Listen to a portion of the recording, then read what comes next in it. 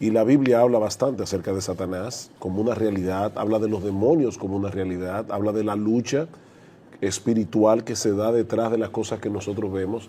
Y ¿sabes qué me llama la atención? El hecho de que mucha gente dice no creer en lo que la Biblia revela acerca de los demonios, acerca de Satanás, pero creen en un montón de cosas que tienen que ver con un mundo espiritual. Y nosotros lo podemos ver aún en los programas de Discovery Channel o algunos de esos canales de televisión que son dados a temas científicos, fenómenos paranormales, hablan de aparición de fantasmas, hablan de muertos que regresan a la vida. Son cosas que van más allá de lo natural. Sin embargo, lo que me llama la atención es cómo las personas son capaces de rechazar lo que Dios nos dice en su palabra, pero pueden creer fácilmente lo que sale en televisión simplemente porque tal vez un famoso actor, porque hay un programa que se llama Famosos y Fantasmas, o sea, porque un famoso dice que vio un fantasma.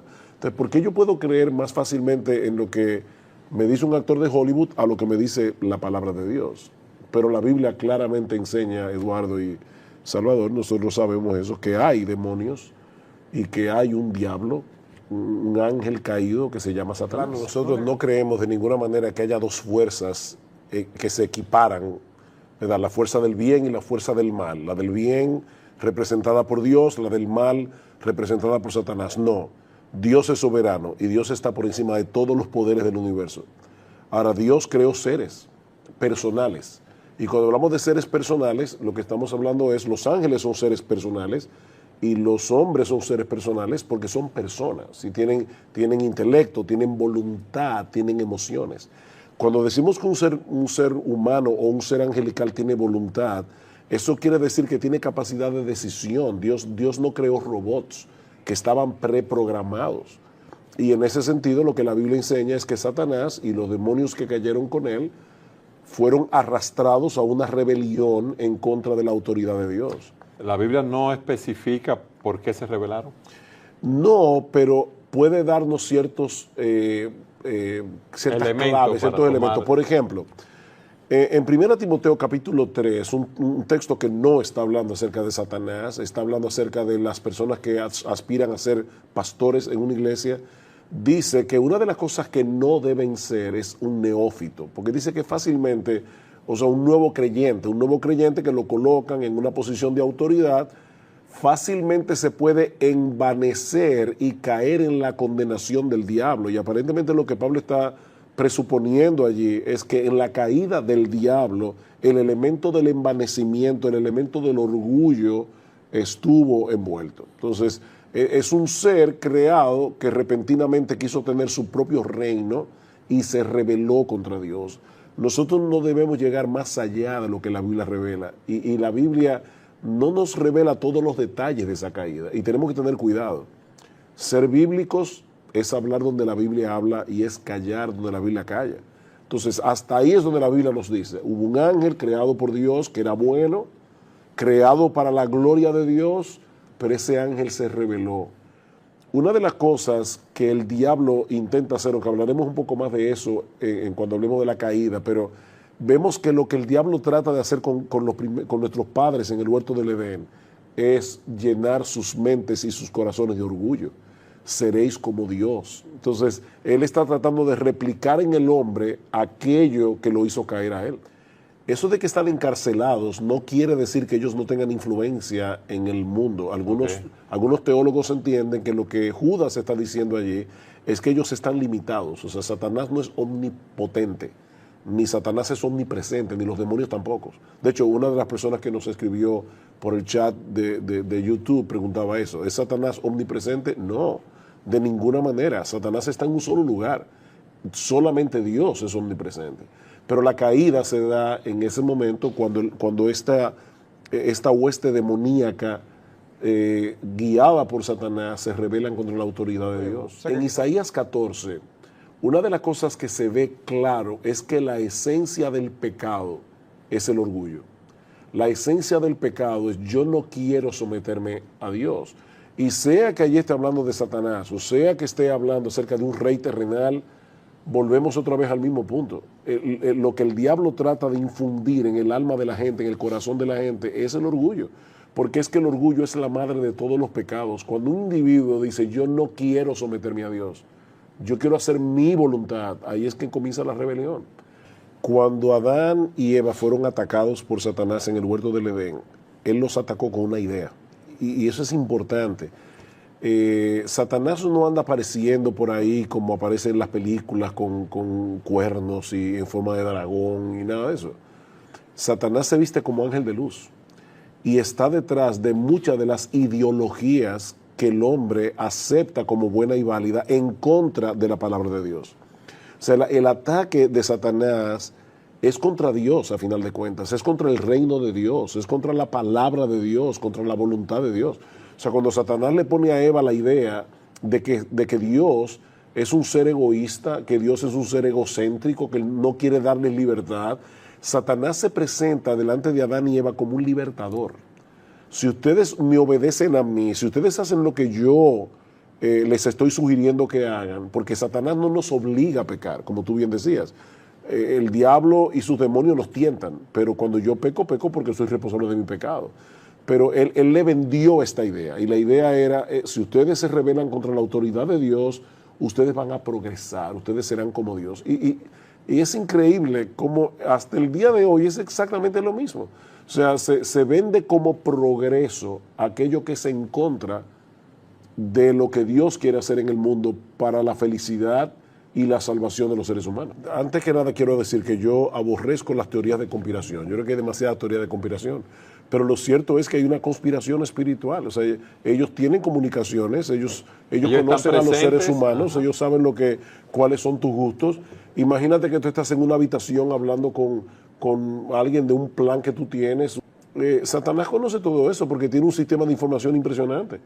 Aparece de repente un individuo que tiene contacto con este tipo de mundo espiritual y te dice, yo sé que tú estás planificando un negocio de tal cosa, y dice, wow, pero nadie sabía eso.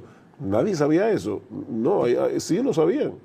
Entonces, hay personas que tienen de alguna forma contacto con ese mundo espiritual.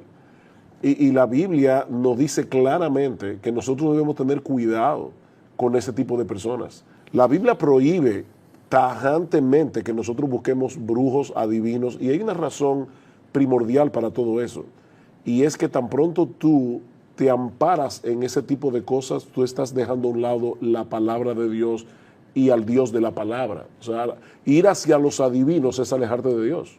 Cuando un esposo pelea con su esposa, no se está dando cuenta que Satanás o sus demonios están trayendo discordia para destruir ese matrimonio, y ellos están luchando contra sangre y carne. Él está luchando contra su esposa, la esposa está luchando contra él. Y Pablo está diciendo, no se dejen engañar.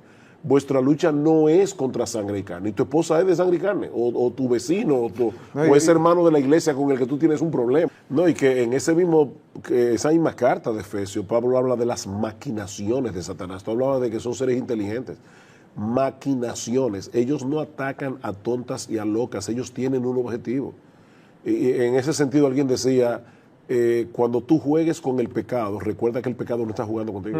El pecado no está jugando con nosotros. Sí. Y es Satanás y sus demonios que están detrás de llevarnos a pecar, llevar al incrédulo a no venir a los pies de Cristo en arrepentimiento y fe, y llevar a los creyentes al error, llevar a los creyentes a dar un mal testimonio para que el evangelio sea pisoteado. Satanás está detrás de todo eso. Es interesante, Cristo dice en la parábola del sembrador, cómo él arrebata la palabra que es sembrada en el corazón de las personas.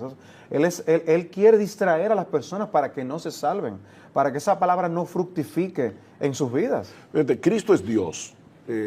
Porque cuando se habla de este tema hay personas sofisticadas que piensan que esto es medieval, estamos en el oscurantismo medieval. Que somos unos atrasados. Exactamente. Cristo le dice a los discípulos, Satanás os ha pedido para zarandearos como a trigo. O sea, Cristo está diciendo ahí, Satanás es un ser real, es una persona que los ha pedido para zarandearlos como a trigo. Ahora, gracias al Señor, que eso también nos revela que Satanás no es omnipotente, él no puede actuar sin el permiso de Dios.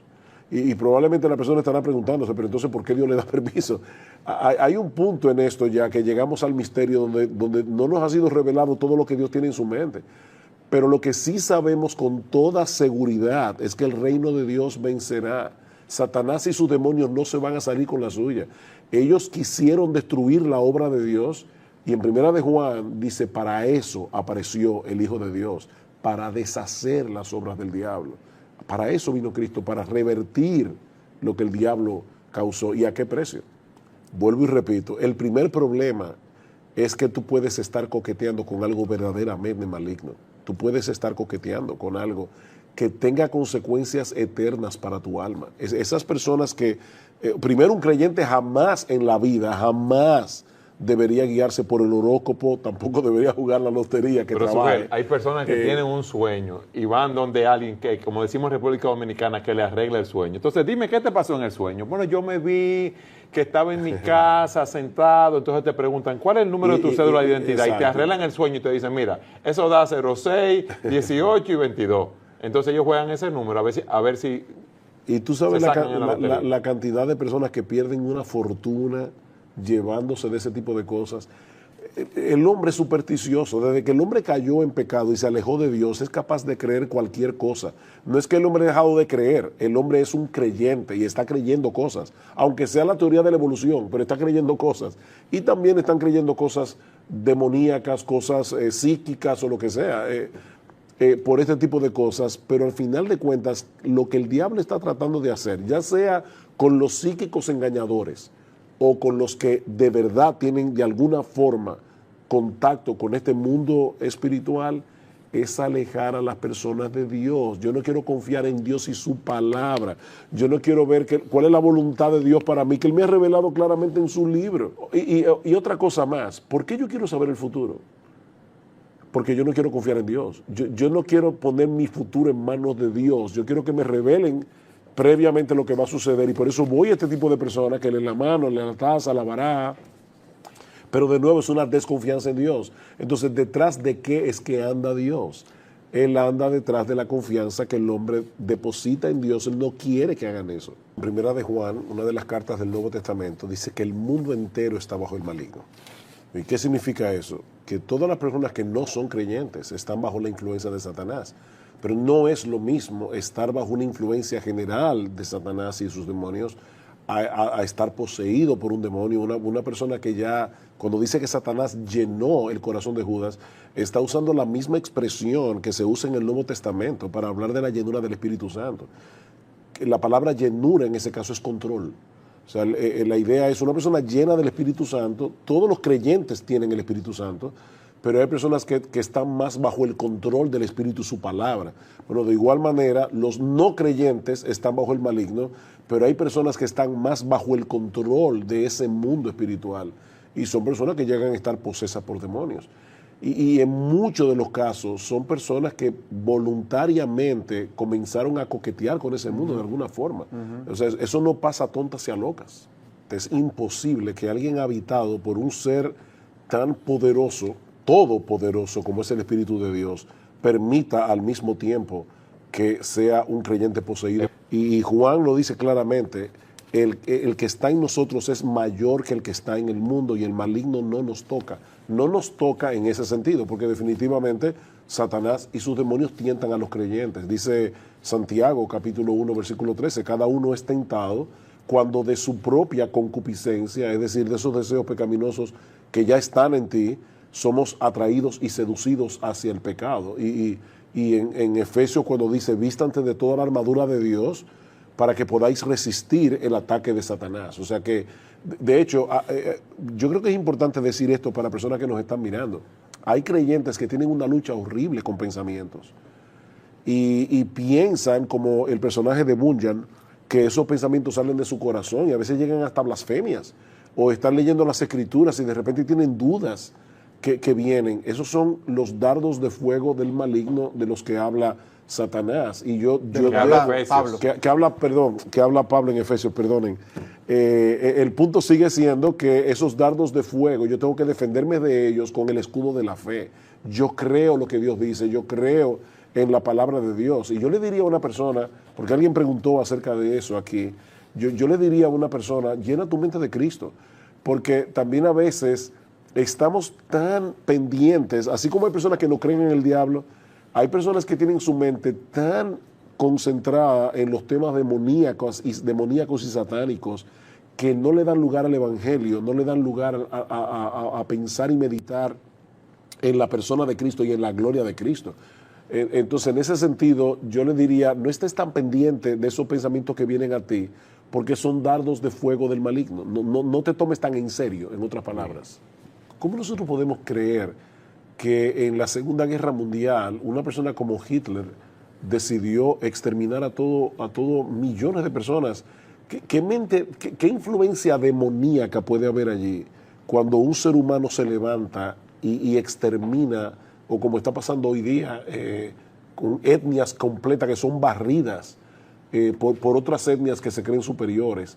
Eso es demoníaco. Pero no podemos ver a Satanás y sus demonios únicamente en cosas tan dramáticas como esa. Vuelvo y repito, en una mentirita blanca. Dice Pablo, Satanás se viste como ángel de luz. Fíjate, por ejemplo, cómo el hombre usa el lenguaje en el día de hoy. Y yo creo que hay algo demoníaco en eso.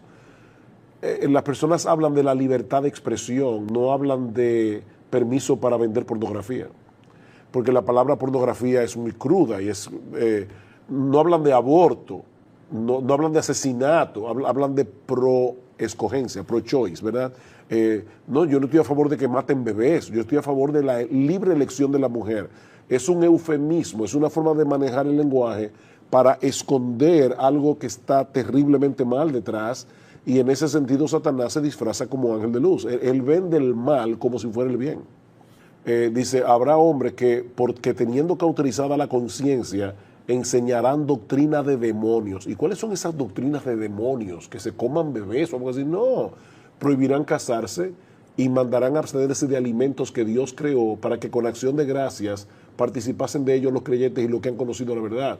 ¿Qué produce el ascetismo? Producen algunos orgullo espiritual por practicar el ascetismo, y en el que está en contra del ascetismo le produce una visión distorsionada de quién es Dios. O sea, Dios es tan malo que nos prohíbe comer lo que a mí me gusta comer. Cuando en 1 Timoteo capítulo 6, versículo 17, dice que más bien Dios es que nos da todas las cosas en abundancia para que las disfrutemos. Entonces yo convierto a un Dios bueno y bondadoso que es dadivoso con sus criaturas en un ser mezquino que quiere llevar al hombre a sufrir, y le pone por delante una comida deliciosa y le dice, no te la comas. Eso parece muy santo. Sin embargo, ¿qué dice Pablo? Es doctrina de demonios. Prohibirle a una persona casarse, eso es doctrina de demonios. Eso es exponer a una persona a cometer pecados y aberraciones. La Biblia dice claramente, Cristo ya venció. No es que Él va a vencer, Cristo ya venció. Amén. ¿Dónde vemos la victoria de Cristo? En su resurrección. Satanás lo llevó a la cruz, pero detrás de Satanás estaba la voluntad de Dios. Dios fue que llevó a Cristo a la cruz, y Él fue voluntariamente a la cruz. Pero Satanás pensó que obtuvo una victoria ahí, pero la muerte no lo pudo retener. Por eso es que Jonathan Edwards decía, ese bocado que Satanás se tragó al llevar a Cristo a la cruz del Calvario a través de los poderes políticos de aquellos días, fue como un veneno para su alma, para él mismo. O sea que en ese sentido, Cristo ya está sentado victorioso a la diestra del Padre, y todos los que son de Él van a reinar juntamente con Él. Entonces, estamos trayendo este tema, pero en realidad el tema principal de las Escrituras, lo estamos trayendo porque es un tema importante, pero el tema principal de las Escrituras es Cristo y este crucificado, que muere en una cruz para salvar a los pecadores. Amén. ¿Por qué Cristo tuvo que morir en una cruz? Él tuvo que morir en una cruz para salvarnos, por la sencilla razón de que nosotros no podíamos salvarnos a nosotros mismos. Eso es evidente. Cristo murió en la cruz porque nosotros no podíamos salvarnos a través de nuestras buenas obras. Mis hermanos, el mensaje del Evangelio aplasta completamente nuestro orgullo, porque nos hace ver que no existe la menor posibilidad de salvarnos a través de nuestra obediencia, a través de nuestro esfuerzo personal. Eso es imposible. De ahí la indignación de Pablo con estos creyentes de Galacia.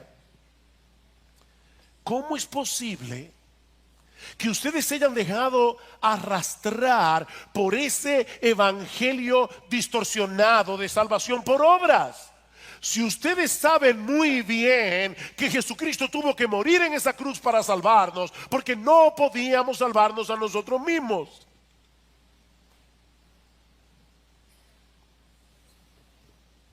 Me acuerdo un hermano de nuestra iglesia que hace muchos años leyó un libro acerca de cómo tienta a Satanás. Y él dijo, wow, ya yo sé cómo es el asunto. Yo no vuelvo a dejar que me engañe.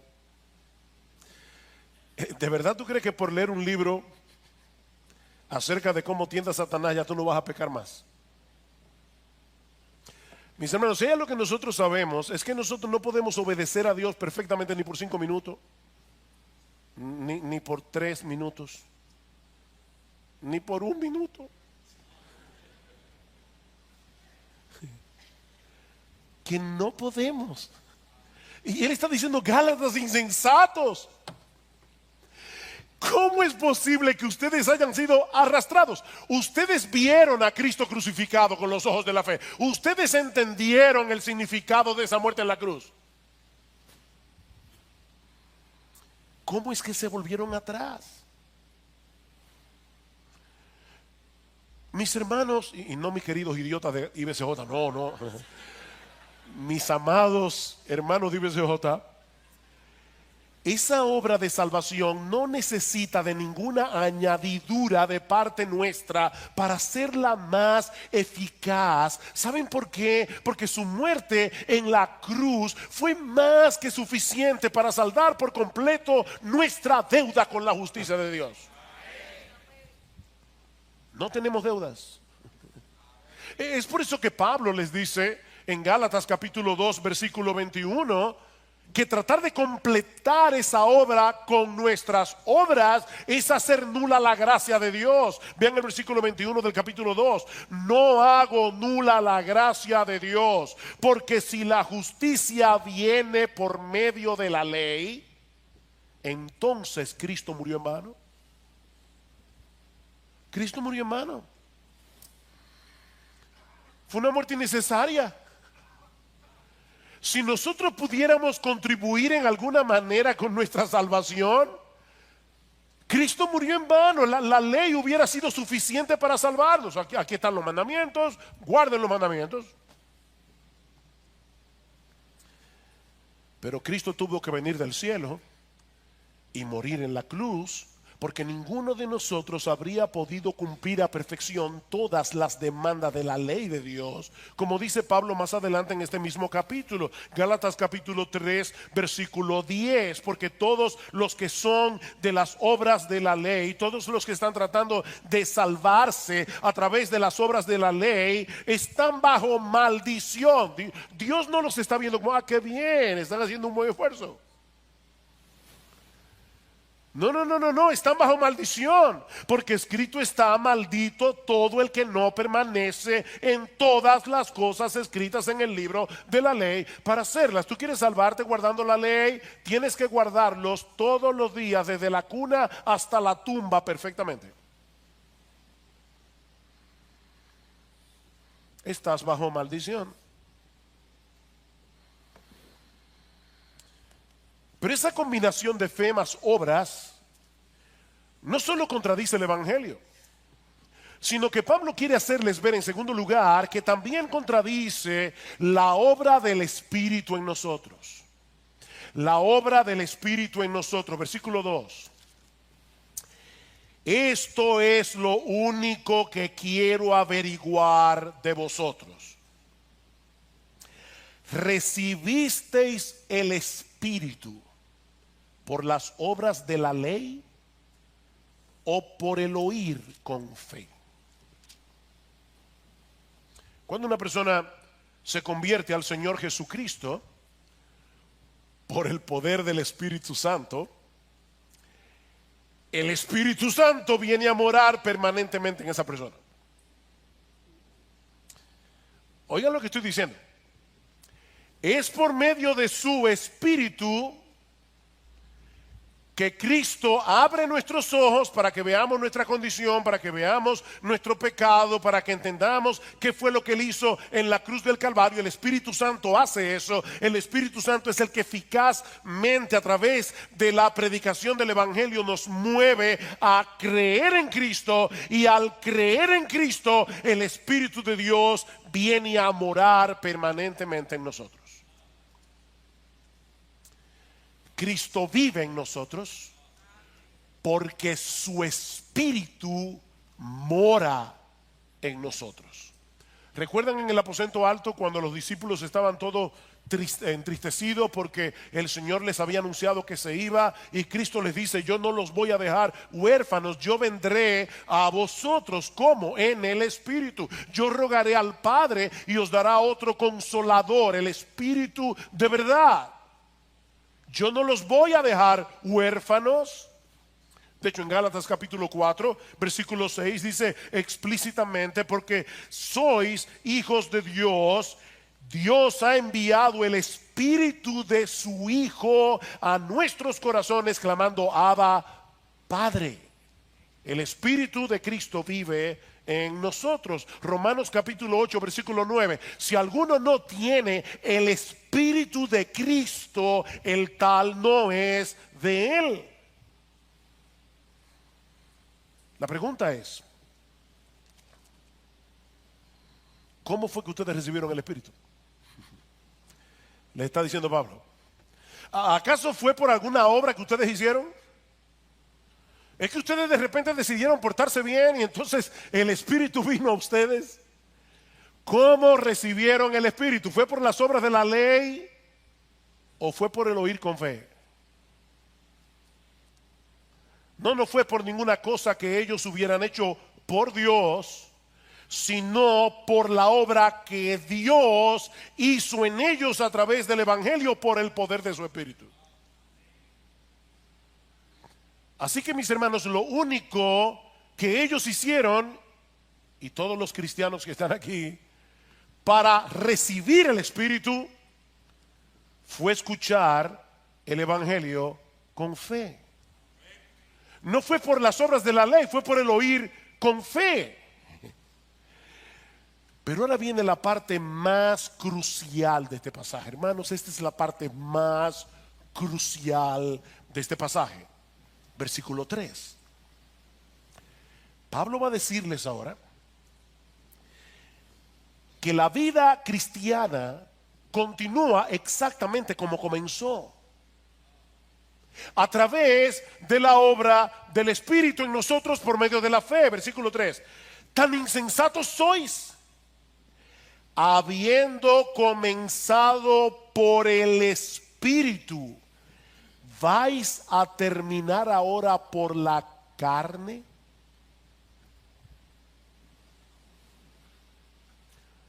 Pablo quería que estos creyentes pensaran, y yo quiero que ustedes lo hagan también, porque lo que Pablo está diciendo aquí no es simple. Esto requiere poner atención. Pablo está introduciendo aquí un nuevo contraste. ¿Se dieron cuenta? En el versículo 2 el contraste era entre las obras de la ley o el oír con fe. ¿Cuál es el contraste en el versículo 3? La carne o el espíritu. Las obras de la ley o el oír con fe. La carne o el espíritu. Ustedes son tan insensatos, les dice Pablo, que quieren terminar en la carne lo que comenzó por el Espíritu. Esa es la pregunta. Y Pablo quiere hacerles ver que eso es absurdo.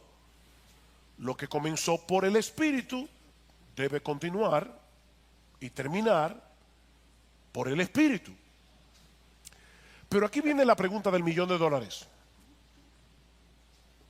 ¿A qué se refiere Pablo al hablar de la carne en este pasaje? En contraste con el espíritu, porque algunas veces la palabra carne se usa en la Biblia para referirse a nuestro cuerpo físico, a este cuerpo de carne, y vamos a ver que en Gálatas capítulo 2 versículo 20 Pablo usa la palabra carne en ese sentido.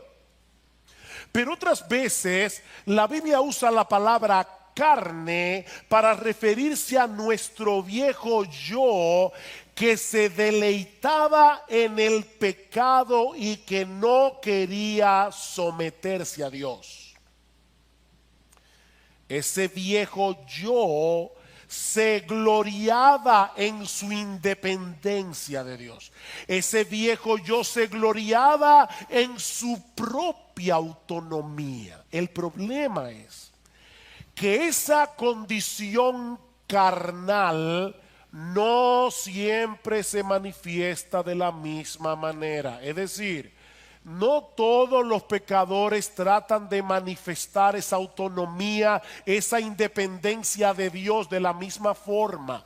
Algunos lo hacen viviendo una vida inmoral, viviendo una vida licenciosa. Más adelante Pablo va a decir que las obras de la carne son la fornicación, la mentira, la ira, la envidia. Esas son las obras de la carne. Pero mis hermanos, otras veces las personas tratan de manifestar esa autonomía de Dios a través de una vida moral, a través de una vida decente, que pretende ganar el cielo por su propio esfuerzo, creyendo que tienen la capacidad de llegar al cielo, subiendo por la escalera de su esfuerzo personal. Y es a eso que Pablo le llama carne en el versículo 3. ¿Ven el contraste? Ustedes comenzaron porque el Espíritu obró en vosotros. Ahora van a regresar a ese estilo de vida que ustedes tenían cuando querían vivir en independencia de Dios, en autonomía de Dios, haciendo las cosas en su propio esfuerzo, lo que comenzó en ustedes por el Espíritu, es decir, descansando enteramente en la obra de Cristo en la cruz, habiendo sido regenerados por el Espíritu Santo. Ahora pretenden completarlo a través de su propio esfuerzo por obedecer la ley de Dios. Vean el versículo 4. ¿Habéis padecido tantas cosas en vano? Si es que en realidad fue en vano. La palabra que se traduce como padecer aquí significa literalmente experimentar, y es el contexto el que debe ayudarnos a decidir si se trata de una experiencia negativa como el sufrimiento, la persecución, o si se trata de una experiencia positiva, que es lo que yo creo que Pablo está señalando aquí. Ustedes experimentaron, por el contexto, la bendición del nuevo nacimiento, experimentaron la bendición de haber nacido de nuevo en Cristo para salvación, experimentaron el haber recibido el Espíritu Santo, y todo eso únicamente por recibir por medio de la fe el mensaje del Evangelio. Y ahora Pablo pregunta: ¿es que acaso todo eso fue en vano? ¿Que ahora quieren sustituir la fe por las obras, el Espíritu por la carne? Mis hermanos, la vida cristiana debe continuar exactamente como comenzó, descansando por la fe en las grandes verdades del Evangelio. Versículo 5. Aquel pues que os suministra el Espíritu y hace milagros entre vosotros, ¿lo hace por las obras de la ley o por el oír con fe?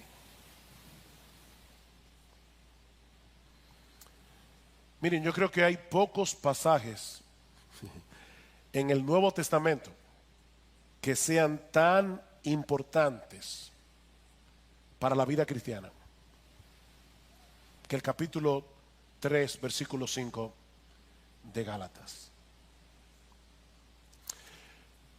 Pablo ha venido hablando de lo que ellos habían experimentado en el pasado, ¿se dieron cuenta? Pero ahora se refiere a lo que estaba sucediendo en medio de ellos en el presente. ¿Vieron el cambio del tiempo? ¿Cómo es que Dios nos suministra ahora? Una medida mayor del Espíritu de Dios, de modo que podamos seguir avanzando en nuestras vidas cristianas. ¿Cómo es que eso pasa? Es por esforzarnos lo más que podamos en obedecer a Dios, o es por el oír con fe.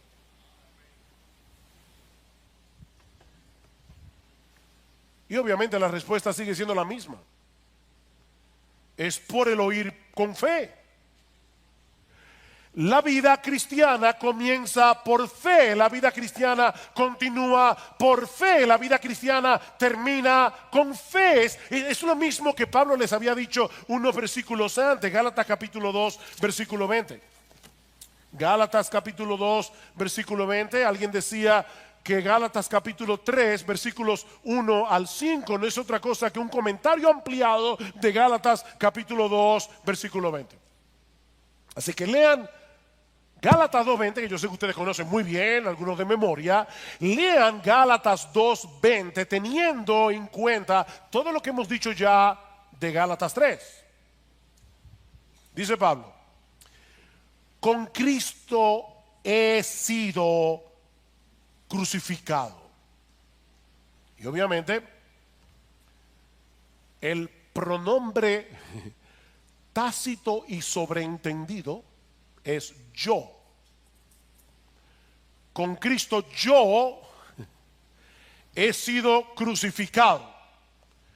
De manera que ya no soy yo el que vive. Déjenme hacerles una pregunta. Mis hermanos, ¿quién es el yo que ha sido crucificado con Cristo?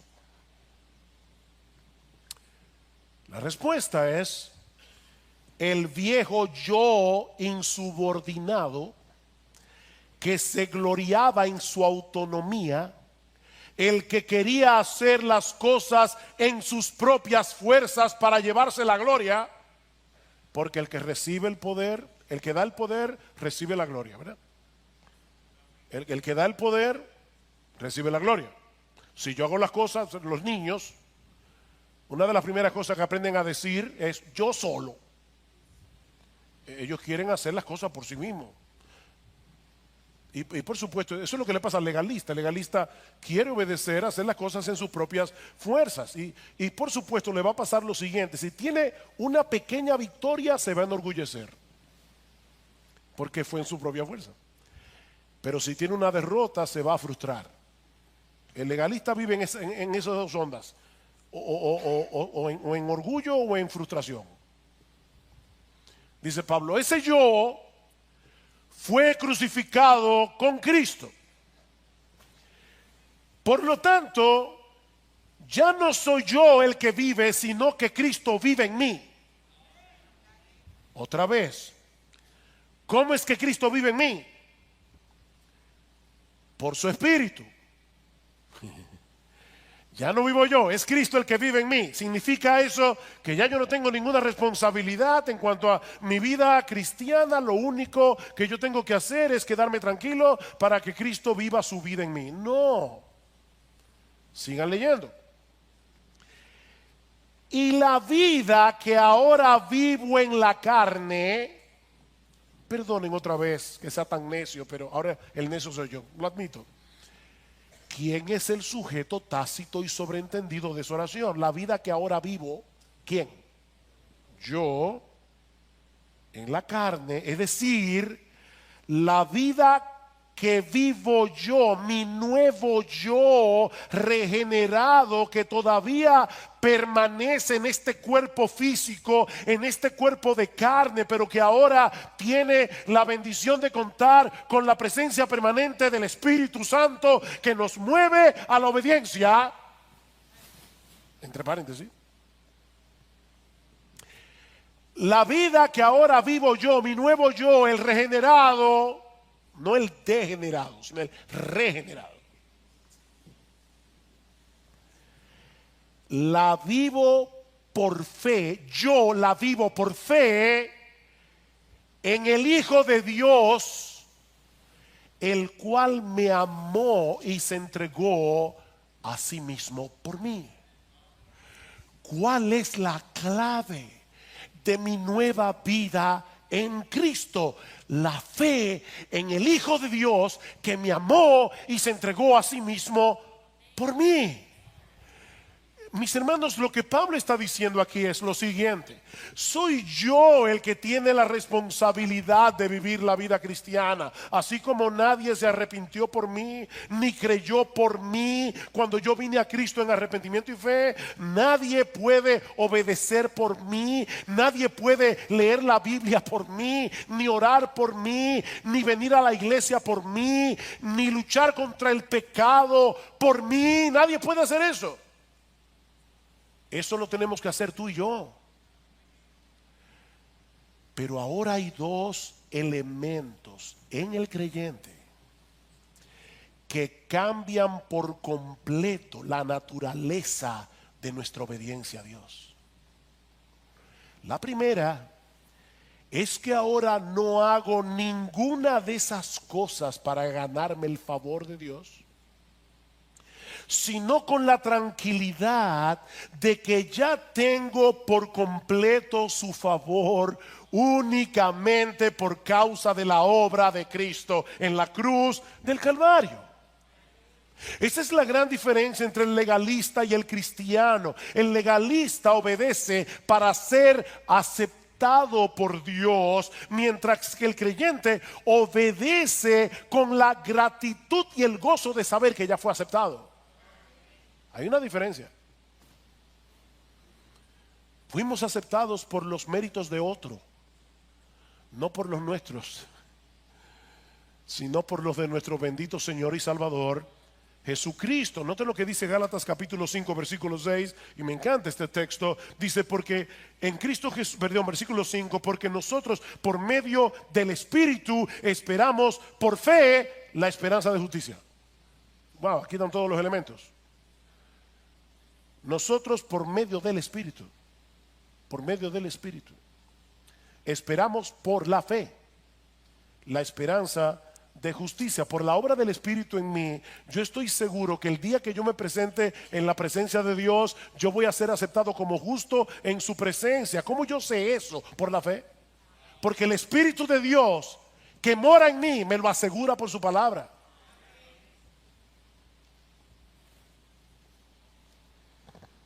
El otro elemento que cambia por completo la naturaleza de nuestra obediencia es que ya no dependemos de nuestras propias fuerzas y de nuestros propios recursos para vivir la vida cristiana, sino que lo hacemos en el poder del Cristo resucitado que vive en mí por su Espíritu. No es en mis propias fuerzas, es por la obra de Cristo en mí. Así que el asunto no es que ahora que somos cristianos ya no importa si obedecemos o no los mandamientos, porque mi salvación depende de Cristo. Él obedeció la ley en mi lugar y por lo tanto ya yo no tengo que afanarme tanto con ese asunto de la obediencia. No. De hecho, escuchen lo que sigue diciendo Pablo en Gálatas capítulo 5, inmediatamente después de haber dicho que él espera por la fe, la justicia, por el Espíritu. Dice el versículo 6: porque en Cristo Jesús ni la circuncisión ni la incircuncisión significan nada, sino la fe que obra por el amor. La fe que obra por el amor. Somos salvos únicamente por medio de la fe, pero la verdadera fe es una fe que produce obras de amor a Dios y de amor al prójimo. Si una fe no produce obras, es una fe muerta, y una fe muerta no va a salvar a nadie. La fe obra por el amor. Versículo 13, porque vosotros, 5:13, porque vosotros, hermanos, a libertad fuisteis llamados, solo que no uséis la libertad como pretexto para la carne, sino servíos por amor los unos a los otros, porque toda la ley en una palabra se cumple en el precepto: amarás a tu prójimo como a ti mismo. ¿Ven el punto? No es que ya a mí no me importa la ley, es que ahora yo tengo un nuevo impulso para cumplir la ley, no perfectamente, pero sí sinceramente. Esa obediencia es el fruto de la presencia del Espíritu en nuestra vida. Versículo 16, digo pues, andad por el Espíritu, andad en dependencia del Espíritu, andad descansando en los recursos que da el Espíritu, en la presencia del Espíritu en su vida. ¿Y saben qué pasará? No cumpliréis el deseo de la carne. Yo sé que la Reina Valera del 60 lo dice como un mandamiento: y no satisfagáis los deseos de la carne. El problema es que la palabra aquí se puede traducir de las dos maneras, y es el contexto el que debe decidir. Y yo creo, por el contexto, que lo que Pablo está diciendo es como la Biblia de las Américas lo traduce: andad por el Espíritu y no cumpliréis el deseo de la carne, porque el deseo de la carne es contra el Espíritu y el del Espíritu es contra la carne, pues estos se oponen el uno al otro, de manera que no podéis hacer lo que deseáis. Algunas personas dicen: pastor, yo no debo ser cristiano porque mire la lucha que yo tengo en mi interior. Óyeme bien, esa lucha probablemente es el síntoma más evidente que tú tienes de ser cristiano. Hay una guerra porque el pecado todavía mora en mí. Pero si sois guiados por el Espíritu, no estáis bajo la ley. Ya yo no obedezco por temor al castigo. Ya yo no obedezco porque pienso que me va a caer un rayo del cielo, si no obedezco a Dios. Lo hago por la presencia del Espíritu en mi vida, no en mis propias fuerzas. Mis hermanos, es esa misteriosa interacción la que vemos una y otra vez en el Nuevo Testamento. Yo sé que algunos van a decir: pastor, me voy de la iglesia hoy con dolor de cabeza. Qué bueno, tómate una aspirina, pero escucha, porque eso lo escribió Pablo para una iglesia común y corriente, no era para un seminario. Pablo quiere que los cristianos entiendan esto. Así que, hermano, escucha bien. Somos nosotros los que tenemos la responsabilidad de hacer lo que tenemos que hacer, pero sabiendo de antemano que separados de Cristo nada podemos hacer.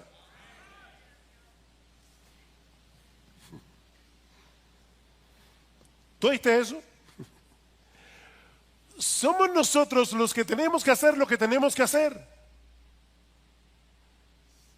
pero sabiendo de antemano que separados de Cristo nada podemos hacer. Tenemos que vivir en dependencia del Espíritu que vive en mí y que obra en mí. Oigan estos textos rápidamente. Colosenses 1:29. Y con este fin también trabajo, dice Pablo, esforzándome, yo trabajo, esforzándome según su poder que obra poderosamente en mí. Yo trabajo, yo me esfuerzo, amparado en ese poder. Colosenses 2:6-7. Por tanto, de la manera que recibisteis a Cristo Jesús el Señor, por la fe, ¿verdad? Andad así en Él. Debe continuar como comenzó. Tú lo recibiste por la fe a Cristo. Sigue así. Filipenses 2:12-13. Así que, amados míos, tal como siempre habéis obedecido, no solo en mi presencia, sino ahora mucho más en mi ausencia, ocupaos en vuestra salvación con temor y temblor. ¿Quién es el que debe ocuparse en mi salvación con temor y temblor? Yo. Porque Dios es quien obra tanto el querer como el hacer en nosotros por su buena voluntad. ocúpate, porque Dios obra. La obra de Dios no debe llevarme a no hacer nada, sino a ocuparme en mi salvación con temor y con temblor. Primera de Pedro 4:10, según cada uno ha recibido un don especial, úselo sirviéndoos los unos a los otros como buenos administradores de la multiforme gracia de Dios. El que habla, que hable conforme a las palabras de Dios. El que sirve, que lo haga por la fortaleza que Dios da. ¿Y saben para qué? Versículo 11, para que en todo Dios sea glorificado mediante Jesucristo, a quien pertenecen la gloria y el dominio por los siglos de los siglos. Amén. ¿Qué decíamos antes? El que da el poder recibe la gloria, y el que da el poder para poder servirnos en amor los unos a los otros es Cristo, que vive en su espíritu en mí. Él se lleva la gloria. Mire, pastor, hasta aquí lo entiendo de forma teórica. Pero ¿cómo se hace eso? Y yo quiero ser lo más práctico que yo pueda en esta mañana. Yo no quiero que usted vaya de aquí diciendo, bueno, yo entendí la teoría, pero no sé cómo poner esto en la práctica. ¿Cómo es que yo puedo hacer lo que tengo que hacer, pero en dependencia del Espíritu? Aquí está la respuesta, y la voy a ampliar, no se preocupen. Confiando por la fe en el Evangelio de Cristo y amparándonos por fe en todas las promesas de Dios reveladas en las Escrituras y que han venido a ser nuestras por causa de Cristo. Oigan otra vez el versículo 5 de Gálatas 3, y por eso les decía que este texto es tan importante. Aquel pues que os suministra el Espíritu. Nosotros queremos ser llenos del Espíritu. Nosotros queremos tener más de la influencia del Espíritu, ¿no es así? Aquel pues que os suministra el Espíritu y que hace milagros entre vosotros, ¿lo hace por las obras de la ley o por el oír con fe? El oír con fe, ¿el qué? El Evangelio. Versículo 6, así Abraham creyó a Dios y le fue contado como justicia. Por consiguiente, sabed que los que son de fe, estos son hijos de Abraham. Los que creyeron en ese evangelio que Dios les reveló a Abraham y que él creyó por la fe. ¿Cómo es que Dios nos suministra el Espíritu? ¿Cómo es que Dios hace milagros entre nosotros? Por el oír con fe el Evangelio de Cristo, por ampararnos por fe en todas las promesas de Dios reveladas en las Escrituras y que han venido a ser nuestras por causa de Cristo. Segunda a los Corintios capítulo 1 versículo 20, todas las promesas de Dios son en Él sí y en Él amén. Si tú no estás en Cristo, las promesas de Dios no son para ti. Pero si tú estás en Cristo, Él compró todas esas promesas con su sangre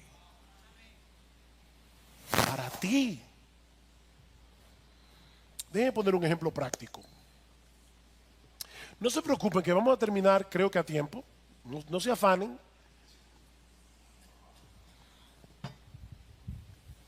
Un ejemplo práctico. Vamos bien. Todos aquí seguramente han escuchado alguna vez la regla de oro, ¿verdad? Todo cuanto queráis que os hagan los hombres, así también haced vosotros con ellos, porque esta es la ley y los profetas. Obedecer ese mandamiento es cumplir toda la ley. Hazle al otro el bien que tú quieres que te hagan a ti. Ahora, mis hermanos, piensen en la implicación de ese mandamiento. Obedecer este mandamiento en nuestra propia fuerza no es difícil, es imposible. ¿No es así? De verdad, esto es imposible. Nos amamos demasiado a nosotros mismos como para poder hacer con los demás lo que nosotros queremos que los demás hagan con nosotros. Pero ahí está el mandamiento. No podemos borrarlo de la Biblia. Y tenemos que obedecerlo porque esa es la voluntad de Dios. Ok. Si tú conoces bien tu Biblia, probablemente te diste cuenta que yo salté 2 palabras del texto. Y 2 palabras que hacen toda la diferencia. Este texto comienza de esta forma. Por eso, todo cuanto queráis que os hagan los hombres, así también haced vosotros con ellos, porque esta es la ley y los profetas. Este mandamiento no funciona en un vacío. Es la conclusión de algo que Cristo viene diciendo. ¿Y qué es lo que Cristo venía diciendo? Pedid y se os dará. Buscad y hallaréis, llamad y se os abrirá, porque todo el que pide recibe, y el que busca halla, y el que llama se le abrirá. ¿Qué hombre hay entre vosotros que si su hijo le pide pan, le dará una piedra, o si le pide un pescado, le dará una serpiente? Pues si vosotros, siendo malos, sabéis dar buenas dádivas a vuestros hijos, ¿cuánto más vuestro Padre que está en los cielos dará buenas cosas a los que le pidan? Por eso, dedícate a cumplir la regla de oro. Mis hermanos, la razón por la que nosotros somos tan egoístas es porque pensamos en lo más profundo de nuestro corazón que si no nos ocupamos de nosotros mismos, nadie lo hará. Pero Cristo nos está liberando aquí. Cristo nos está dando una promesa en este texto de la cual podemos y debemos apropiarnos por la fe todos aquellos que estamos en Cristo. Tú tienes un Padre en los cielos que cuida de ti. Ampárate por la fe en esa promesa, porque esa promesa es tuya. Romanos 8:32 es la madre de todas las promesas. El que no escatimó ni a su propio hijo, sino que lo entregó por todos nosotros, ¿cómo no nos dará juntamente con él todas las cosas? ¿Tú crees en eso? Esa es una promesa del evangelio que Cristo compró con sangre para ti. Dedícate a servir a los demás por amor. Y que nadie piense que eso significa que Dios nos va a dar todas las buenas cosas que yo quiero. ¿Verdad? Como decíamos una vez, alguien decía, en la vida lo más importante son las cosas pequeñas, un pequeño yate, una pequeña mansión, una pequeña fortuna. No, no es eso lo que Pablo está diciendo. Porque más adelante dice que por causa de Cristo somos muertos cada día, somos perseguidos, tenemos espada, pero aún a pesar de todas esas persecuciones, Dios nos va a dar todo lo que necesitamos para vivir una vida bienaventurada, que le glorifique a Él y que sea de bendición para otros.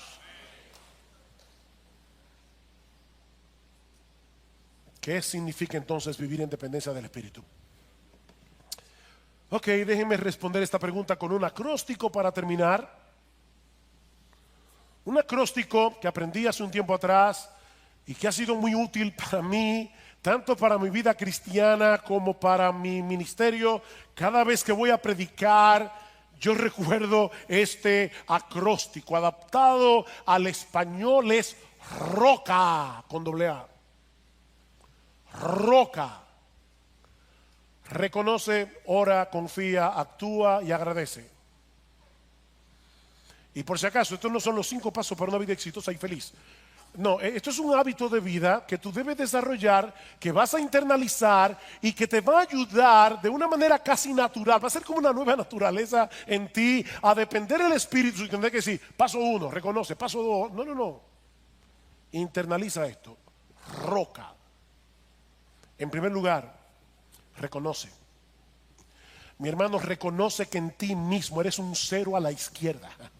Reconoce que no tienes capacidad alguna para vivir tu vida cristiana. Una y otra vez trae a tu mente la figura que usa Jesús en Juan capítulo 15, permaneced en mí y yo en vosotros, como el pámpano no puede llevar fruto por sí mismo si no permanece en mí, así tampoco vosotros si no permanecéis en mí. Yo soy la vid, vosotros los pámpanos. El que permanece en mí y yo en él, este lleva mucho fruto en la permanencia, porque separados de mí nada podéis hacer. Es por eso que se llama el fruto del Espíritu. ¿Se dieron cuenta de la diferencia en Gálatas? Las obras de la carne, el fruto del Espíritu, que se produce cuando tú dependes de Jesús. Así que en primer lugar, reconoce, mi hermano, reconoce. Miren, créanme, cada vez que yo voy a pararme a predicar, voy a revelar algo muy íntimo de mi corazón, pero cada vez que yo voy a pararme a predicar, yo recuerdo, Señor, yo sé que no importa cómo yo predique, no importa cómo yo presente el mensaje, si tu Espíritu Santo no hace algo, los muertos no van a vivir y los cristianos de esta iglesia no van a ser edificados. Eso solamente puede hacerlo el Espíritu Santo. No hay un hombre que tenga esa capacidad. Reconoce eso. En segundo lugar, ora, mi hermano, clámale a Dios conforme a lo que Él ha prometido en su palabra, que te conceda la gracia que tú necesitas para vivir para Él, para poder obedecerle, para poder amar a otros con un amor incondicional. Ora. Escucha cómo Pablo oraba por los creyentes de Colosa. Y apropiate de esa oración para orar por ti y para orar por otros. Por esta razón también nosotros, desde el día que lo oímos, no hemos cesado de orar por vosotros y de rogar que seáis llenos del conocimiento de su voluntad en toda sabiduría y comprensión espiritual, para que andéis como es digno del Señor, agradándole en todo, dando fruto en toda buena obra y creciendo en el conocimiento de Dios, fortalecido con todo poder según la potencia de su gloria.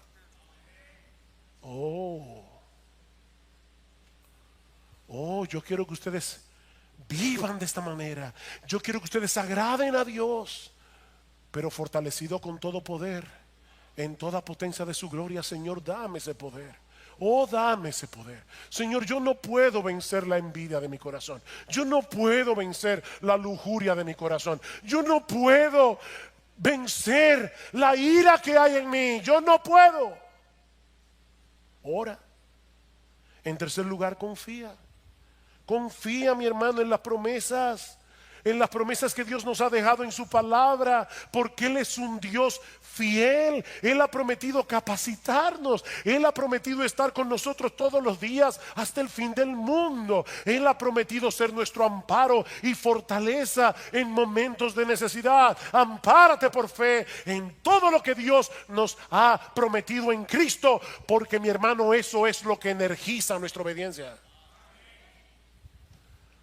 Dice Pablo en Romanos capítulo 15 versículo 13: y el Dios de esperanza os llene de todo gozo y paz en el creer, para que abundéis en esperanza por el poder del Espíritu Santo. ¿Por qué tú envidias? No, pastor, yo no envidio. Mentiroso. ¿Por qué tú quieres tener cosas que otros tienen? Porque en el fondo de tu corazón tú crees que tú mereces algo mejor. Aplícate el evangelio y van a pasar dos cosas. Te vas a dar cuenta, en primer lugar, que lo que tú mereces es el infierno, y en segundo lugar, que tú tienes infinitamente más de lo que mereces. Tú tienes el perdón de los pecados, tú tienes el don de la vida eterna, tú tienes a Jesucristo, tú tienes un Padre en los cielos, tú tienes el Espíritu Santo.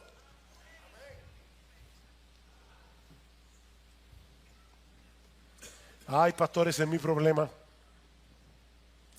Se me hace tan difícil confiar, porque mi fe es tan débil. Permítanme compartir con ustedes una historia que yo espero que te sea de ayuda si estás luchando en este momento con este asunto de la fe. Y no he acabado el acróstico, estamos en reconoce, ora, confía. Uno de los más grandes teólogos norteamericanos del siglo XIX fue Robert Louis Dabney. En los últimos años de su vida, Dabney quedó ciego y en mucha debilidad. Y sabiendo que le quedaba poco tiempo de vida, Dabney le escribió una carta a otro teólogo, amigo suyo, Clement Reed Vaughan, preguntándose en esa carta si él tendría una fe lo suficientemente fuerte cuando tuviera que enfrentarse con la muerte. Vaughan le respondió de una forma muy teológica y con un corazón muy pastoral a la vez, preguntándole a Dabney ¿qué haría un viajero si llegara a un abismo sobre el cual se extiende un puente? La pregunta es, y ahora leo la carta que le escribió a Dabney, ¿qué hace él para cultivar confianza en el puente? Él revisa el puente, se inclina, lo examina. Él no se para en la cabeza del puente dejando que sus pensamientos giren con curiosidad en su mente a ver si él tiene la confianza necesaria para cruzar el puente. ¿Ven el punto? Él se está enfocando en el puente, no en su confianza. Examina el puente, no tu fe. Y si su examen del puente le proporciona cierta confianza, pero aún así quiere más, ¿cómo hace crecer su fe? Dice él, sigue examinando el puente. Ahora, mi querido amigo, oigan qué palabras más sabias. Mi querido amigo, deja que tu fe se ocupe de sí misma por un tiempo y tú piensas solamente en aquel en quien se te ha concedido depositar tu confianza.